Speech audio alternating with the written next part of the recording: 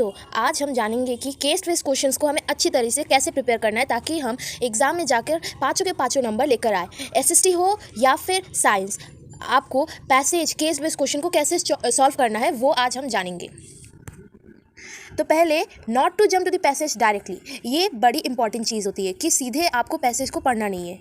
आपको पहले क्वेश्चन को पढ़ना है, फिर क्वेश्चन को पढ़ने के बाद आप फिर पैसेज को पढ़िए ताकि आपको क्वेश्चन में वो क्या आइडिया था जो आपको पैसेज में वो एक लाइन मिल सके। हमेशा दी नहीं रहती पैसेज में। एसएसटी के पैसेज में, सोशल साइंस के पेपर पे जो पैसेज दिया जाता है केस बेस्ड क्वेश्चन में, तब आपको मिल जाएगा। लेकिन साइंस के टाइम पे आपको अपना दिमाग चला के ही लिखना पड़ेगा, उसमें नहीं तो आपका हाफ मार्क्स काट लिया जाता है, क्योंकि आपको कुछ तो अपने हिसाब से लिखना पड़ता है। सब कुछ पैसेज में नहीं दिया रहता है, ये सबसे पहली बात है।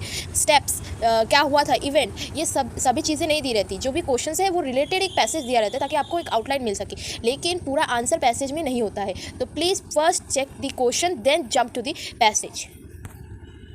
फिर हम जानेंगे कि केस बेस्ड क्वेश्चन करने के लिए क्या हमें एनसीईआरटी बुक में जितने भी पैसेजेस हैं उन सभी पैसेजेस को रीड करना ज़रूरी है।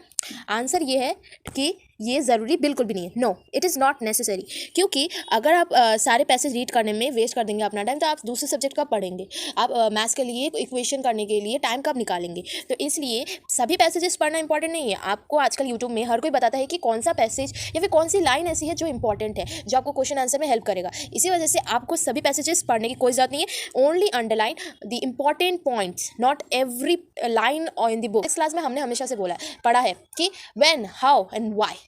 बस ये तीनों के तीनों आंसर अगर आपको किसी पर्टिकुलर क्वेश्चन का मिल गया ना, आपको पैसेज के सारे क्वेश्चन आते हैं, आपको चिंता करने की कोई ज़रूरत नहीं।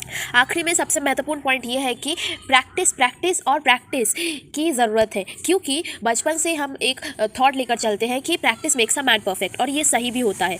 इसलिए प्रैक्टिस से ही सब होगा, प्रैक्टिस नहीं तो कुछ नहीं। जब तक आप केस बेस्ड क्वेश्चन बैंक से उठा के प्रैक्टिस नहीं कर लेते, तब तक आप लोग अपने आप को जान नहीं पाओगे कि आप कितना सीख चुके हो, कितना आपने इंप्रूवमेंट किया है। इसी वजह से practice is most important thing in the case based question.